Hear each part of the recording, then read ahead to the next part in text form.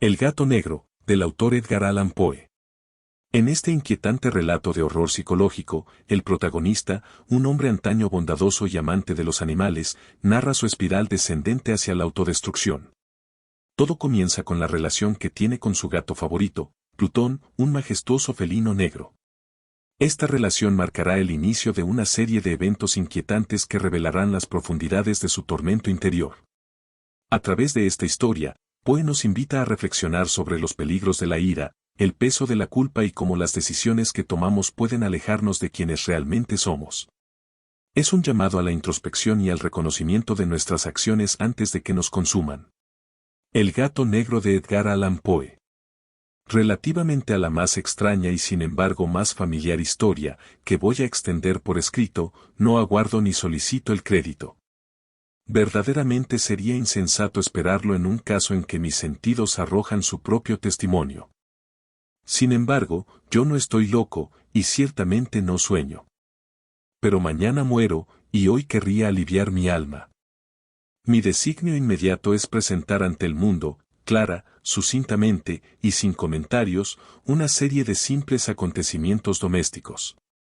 Por sus consecuencias, estos acontecimientos me han aterrorizado, me han torturado, me han anonadado. Con todo, yo no trataré más que de aclararlos. Para mí no han presentado quizás más que horror, a muchas personas parecerán menos terribles que estrambóticos.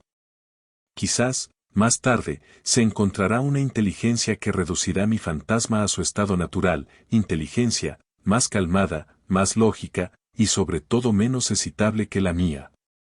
Que no encontrará en las circunstancias que relato con terror más que una sucesión de causas y de efectos muy naturales. En mi infancia había sido conocido por la docilidad y humanidad de mi carácter. Mi ternura de corazón era tan estrenada que había hecho de mí el juguete de mis camaradas. Tenía frenesí, particularmente por los animales, y mis parientes me habían permitido poseer una gran variedad de favoritos. Pasaba con ellos casi todo el tiempo y nunca me consideraba tan feliz como cuando les daba de comer o acariciaba. Esta particularidad de mi carácter aumentó con los años y cuando llegué a ser un hombre, vino a constituir uno de los principales motivos de placer. Para los que han profesado afecto a un perro, fiel e inteligente, no tengo necesidad de explicar la naturaleza o la intensidad de goces que puede esto proporcionar. Hay en el desinteresado amor de un animal, en su abnegación, alguna cosa que va directamente al corazón del que ha tenido frecuentemente la ocasión de experimentar la humilde amistad y la fidelidad de la envoltura del hombre natural. Me casé joven, y fui dichoso con encontrar en mi mujer una disposición simpática a la mía. Observando mi afección por estos favoritos domésticos, no perdió ocasión alguna de proporcionármelos de la especie más agradable. Teníamos pájaros, un pez dorado, un perro bellísimo, conejos, un pequeño mono y un gato. Este último animal era notablemente robusto y hermoso, completamente negro y de una sagacidad maravillosa. Refiriéndose a su inteligencia, mi mujer, que en el fondo no era poco supersticiosa, hacía frecuentes alusiones a la antigua creencia popular, que miraba en todos los gatos negros brujas disfrazadas.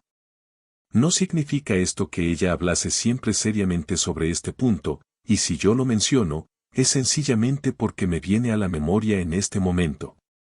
Plutón, este era el nombre del gato, era mi favorito, mi camarada. Yo le daba de comer y él me seguía por la casa a donde quiera que fuese.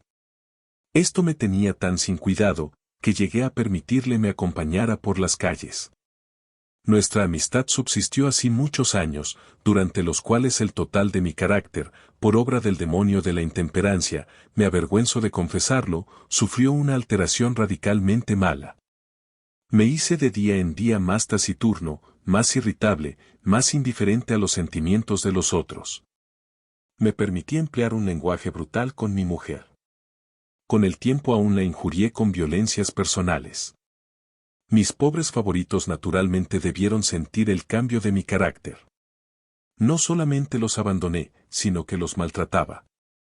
En cuanto a Plutón, todavía tenía para él una consideración suficiente que me impedía pegarle, mientras que no me daba escrúpulos de maltratar a los conejos, al mono y aún al perro.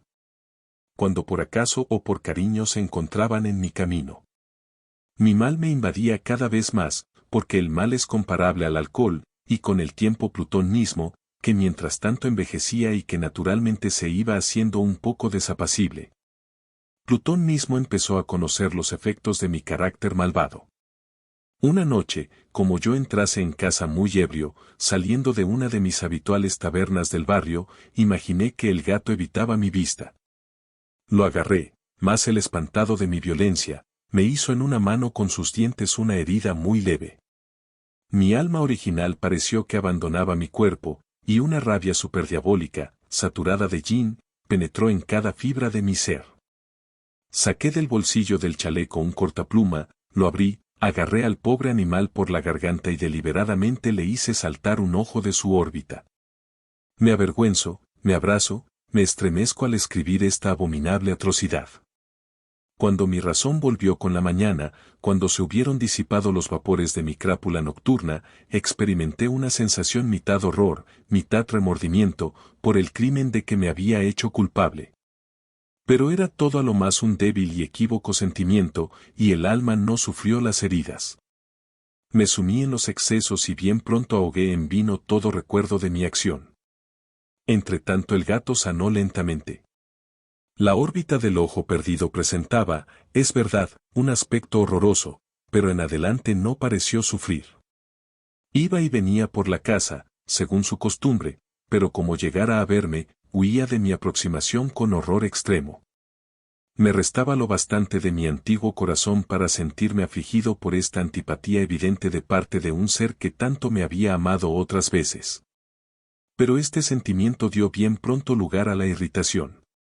Y entonces apareció como para mi postrera o irrevocable caída, el espíritu de la perversidad. De este espíritu la filosofía no da cuenta alguna. Con todo, tan seguro como existe mi alma, yo creo que la perversidad es uno de los primitivos impulsos del corazón humano. Una de las indivisibles primeras facultades o sentimientos que dan la dirección al carácter del hombre. ¿Quién no se ha sorprendido 100 veces cometiendo una acción sucia o vil, por la sola razón que él sabía no la debía cometer? No tenemos una perpetua inclinación, no obstante, la excelencia de nuestro juicio, a violar lo que es ley, simplemente porque comprendemos que es ley. Este espíritu de perversidad, repito, llegó a causar mi ruina completa. Es ese deseo ardiente, insondable del alma de atormentarse a sí misma, de violentar su propia naturaleza, de hacer el mal por amor al mal, quien me impulsaba a continuar y últimamente a indisponer el suplicio que había impuesto al inofensivo animal. Una mañana, a sangre fría, le puse un nudo corredizo alrededor del cuello y lo ahorqué de una rama de un árbol, lo ahorqué arrasados en lágrimas mis ojos, con el más amargo remordimiento en el corazón. Lo ahorqué porque yo sabía que él me había amado y porque sentía que no me hubiese dado ningún motivo de cólera, lo ahorqué porque sabía que haciéndolo así cometía un pecado mortal que comprometía mi alma inmortal. Al punto de colocarla, si tal cosa es posible, fuera de la misericordia infinita del Dios misericordiosísimo y terribilísimo. En la noche que siguió al día, en que fue concebida esta cruel acción, fui despertado a los gritos de fuego. Las cortinas de mi lecho estaban convertidas en llamas. Toda la casa estaba ardiendo. No sin gran dificultad escapamos del incendio mi mujer, un criado y yo. La destrucción fue completa. Fue absorbida toda mi fortuna, y entonces me entregué a la desesperación. No pretendo establecer una relación de la causa con el efecto, entre la atrocidad y el desastre, estoy muy por encima de esta debilidad. Más doy cuenta de una cadena de hechos y no quiero descuidar ni uno solo. El día que siguió al incendio visité las ruinas. Los muros habían caído a tierra, exceptuando uno solo, y esta sola excepción se encontró ser un tabique interior poco sólido, situado casi en la mitad de la casa y contra el cual se apoyaba la cabecera de mi lecho. La fábrica había aquí resistido en gran parte a la acción del fuego, cosa que yo atribuía que recientemente se había renovado. Alrededor de este muro, una multitud estaba apiñada y muchas personas parecían examinar una porción particular con minuciosa y viva atención. Las palabras extraño, singular y otras expresiones semejantes excitaron mi curiosidad. Me aproximó y vi semejante a un bajorrelieve, esculpido sobre blanca superficie, la figura de un gato gigantesco. La imagen estaba copiada con una exactitud verdaderamente maravillosa. Había una cuerda alrededor del cuello del animal. Enseguida de ver esta aparición, porque yo no podía menos de considerar esto como una aparición, mi asombro y mi temor fueron extraordinarios. Pero al fin, la reflexión vino en mi ayuda.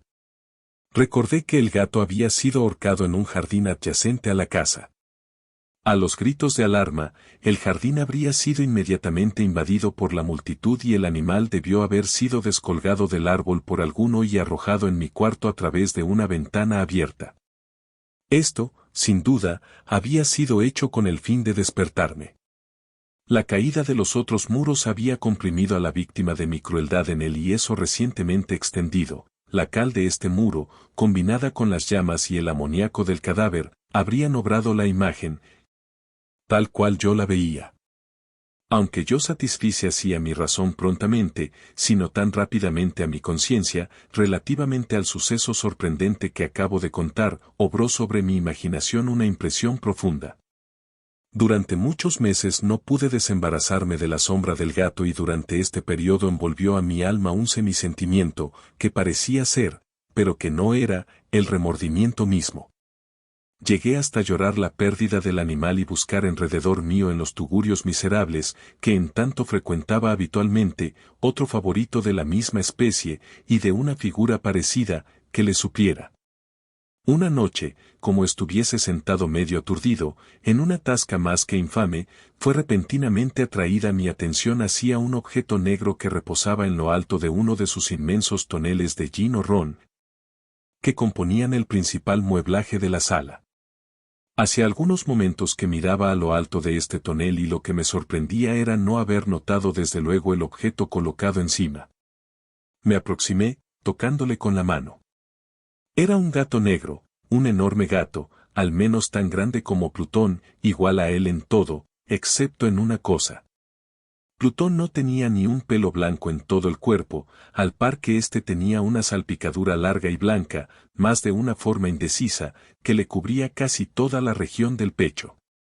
Apenas le hube tocado cuando se levantó súbitamente, prorrumpió en ronca y continuada carretilla, se frotó contra mi mano y pareció encantado de mi atención. Era, pues, el verdadero animal que yo buscaba. Enseguida propuse al dueño de la tasca comprarlo, pero éste no se dio por entendido, no le conocía, no le había visto nunca, hasta aquel momento. Continué mis caricias y cuando me preparaba a volver a mi casa, el animal se mostró dispuesto a acompañarme. Le permití hacerlo, bajando de cuando en cuando y acariciándole al ir andando. Cuando llegó a mi casa, se encontró como en la suya, y llegó a ser enseguida gran amigo de mi mujer. Por mi parte, bien pronto sentí nacer la antipatía contra él. Era casualmente lo contrario que yo había esperado, pero no sé ni cómo ni por qué sucedió esto, su evidente ternura me disgustaba. Lentamente estos sentimientos de disgusto y fastidio llegaron hasta la amargura del odio. Evitaba su presencia y una especie de sensación de vergüenza y el recuerdo de mi primer acto de crueldad me impidieron maltratarle. Durante algunas semanas me abstuve de pegar al gato o golpearle violentamente, llegué a tomarle un indecible horror y a huir silenciosamente de su odiosa presencia, como de la peste. Lo que aumentó, sin duda, mi odio contra el animal fue el descubrimiento que hice en la mañana después de haberlo traído a casa, que, como Plutón, él también había sido privado de uno de sus ojos. Esta circunstancia no contribuyó más que a hacerle aún más querido a mi mujer, que como ya he dicho, poseía en alto grado esta ternura de sentimiento que había sido mi rasgo característico y el manantial frecuente de mis más sencillos y puros placeres. Sin embargo, el cariño del gato para conmigo parecía acrecentarse en razón directa de mi aversión contra él. Seguía mis pasos con una tenacidad que sería difícil hacer comprender al lector. Cada vez que me sentaba, él se acurrucaba bajo mi silla o saltaba sobre mis rodillas cubriéndome de sus caricias horrorosas. Si me levantaba para andar, él se metía entre mis piernas y casi me dejaba caer al suelo, o bien introduciendo sus largas y agudas garras en mis vestidos, trepaba de esta manera hasta mi pecho. En estos momentos, aunque yo deseaba matarle de un golpe, me detenía, en parte por el recuerdo de mi primer crimen, pero principalmente, debo confesarlo, por un verdadero terror que me causaba el animal. Este terror no era positivamente el terror de un mal físico, y sin embargo, me sería muy difícil definirlo de otra manera. Estoy casi avergonzado de confesarlo. Sí, aún en este lugar de criminales, casi me avergüenzo al confesar que el terror y el horror que me inspiraba el animal se habían aumentado por una de las más grandes quimeras que es posible concebir. Mi mujer había llamado mi atención más de una vez sobre el carácter de la mancha blanca de que he hablado y que constituía la única diferencia visible entre el nuevo animal y el que yo había matado. El lector recordará sin duda, que esta marca, aunque grande, estaba primitivamente indefinida en su forma, pero lentamente, por grados imperceptibles. Y que mi razón se esforzó largo tiempo en considerar como imaginarios, había tomado a la larga una rigorosa precisión de contorno. Era, pues, la imagen de un objeto que me hace estremecer al nombrarlo, era lo que sobre todo me hacía tener al monstruo horror y repugnancia, y que me habría impulsado a librarme de él si me hubiera atrevido, era pues, como digo, la imagen de una cosa horrorosa y siniestra, la imagen de la horca. Oh, lúgubre y terrible máquina, máquina del horror y del crimen, de agonía y de muerte. Y he aquí que yo era un miserable, más allá de la miseria posible de la humanidad. Una bestia bruta, de la cual yo había con desprecio destruido al hermano, una bestia bruta creando para mí hombre formado a la imagen del Dios Altísimo, un tan grande e intolerable infortunio. Ay, yo no conocía el descanso del reposo, ni de día ni de noche. Durante el día el animal no me dejaba ni un instante, y en la noche, a cada momento, cuando salía de mis sueños llenos de angustia indefinible, era para sentir el tibio aliento de la alimaña sobre mi rostro. Y su inmenso peso, encarnación de una pesadilla que yo era impotente para sacudir, posada eternamente sobre mi corazón. Bajo la presión de tormentos semejantes, lo poco de bueno que restaba en mí, sucumbió. Pensamientos malvados vinieron a ser mis íntimos, los más sombríos y malvados de mis pensamientos. La tristeza de mi humor habitual acrecentó hasta odiar todas las cosas y toda la humanidad y sin embargo mi mujer no se quejaba nunca, ay, era mi sufredolores ordinario, la más paciente víctima de mis repentinas. Frecuentes e indomables erupciones de una furia a la cual me abandonaba ciegamente. Un día me acompañó, para un quehacer doméstico, al sótano del viejo edificio donde nuestra pobreza nos obligaba a habitar. El gato me seguía, por los rígidos escalones de la escalera y habiéndome tirado de cabeza, me exasperó hasta la demencia. Levantando el hacha y olvidando en mi furor el temor pueril que hasta entonces había retenido mi mano, dirigí al animal un golpe que hubiera sido mortal si le hubiese alcanzado, como deseaba. Pero el golpe fue detenido por la mano de mi mujer. Esta intervención me produjo una rabia más que diabólica, desembaracé mi brazo del obstáculo y le hundí mi hacha en el cráneo. Cayó al instante muerta, sin exhalar un gemido. Terminado este horrible asesinato, me puse inmediata y muy deliberadamente a tratar de esconder el cuerpo. Comprendí que no podía hacerle desaparecer de la casa, ni de día ni de noche, sin correr el peligro de ser observado por los vecinos. Muchos proyectos se cruzaron en mi mente. Pensé un momento en dividir el cadáver en pequeños pedazos y destruirlos por el fuego. Resolví después cavar una fosa en el suelo de la bóveda. Luego imaginé arrojarlo al pozo del patio, más tarde meterlo en un cajón, como mercancía, en las formas usadas y encargar a un mandadero lo llevase fuera de la casa. Finalmente, me detuve ante un expediente que consideré como el mejor de todos. Determiné emparedarlo en el sótano, como se dice que los monjes de la Edad Media emparedaban a sus víctimas. El sótano parecía muy bien dispuesto para semejante designio. Los muros estaban construidos descuidadamente y hacia poco habían sido cubiertos, en toda su extensión, de una masa de mezcla, que la humedad había impedido endurecer. Además, en uno de los muros había un bulto causado por una falsa chimenea, o especie de hogar, que había sido tapado y fabricado en el mismo género que el resto del sótano. No dudé que me sería fácil quitar los ladrillos de este sitio, introducir el cuerpo y emparedarlo del mismo modo, de manera que ningún ojo humano pudiera imaginar nada sospechoso. Y no fui engañado en mi cálculo. Con la ayuda de una palanca quité facilísimamente los ladrillos y habiendo aplicado cuidadosamente el cuerpo contra el muro interior lo sostuve en esta postura hasta que restableciese, sin gran trabajo, toda la fábrica en su primitivo estado. Habiéndome procurado una argamasa de cal y arena con todas las precauciones imaginables, preparé una masa, una blanqueadura, que no podía distinguirse de la antigua y cubrí con ella escrupulosamente el nuevo tabique. El muto no presentaba la más ligera señal de renovación. Quité todos los escombros con el esmero más prolijo y expurgué el suelo, por decirlo así. Miré triunfalmente alrededor mío y me dije, aquí a lo menos mi trabajo no ha sido perdido. Mi primer pensamiento fue buscar al animal que había sido causa de desgracia tan grande, porque yo al fin había resuelto darle muerte. Si hubiera podido encontrarle en aquel momento, su destino estaba cumplido. Pero parecía que el artificioso animal se había alarmado por la violencia de mi acción reciente y tenía cuidado de no presentarse en mi actual estado de humor. Es imposible describir o imaginar la profunda, la feliz sensación de consuelo que la ausencia del detestable animal obraba en mi corazón. No se presentó en toda la noche, y así esta fue la primera buena noche, desde su entrada en la casa, en que yo dormí tranquila y profundamente, sí, dormí como un bienaventurado con el peso del crimen sobre el alma. Pasaron el segundo y el tercer día, y sin embargo no vino mi verdugo. Una vez más respiré como hombre libre. El monstruo en su terror había abandonado para siempre aquellos lugares. No le volvería a ver. Mi dicha era suprema. La criminalidad de mi tenebrosa acción no me inquietaba mucho. Se había abierto una especie de sumaria a la cual se había dado enseguida por satisfecha.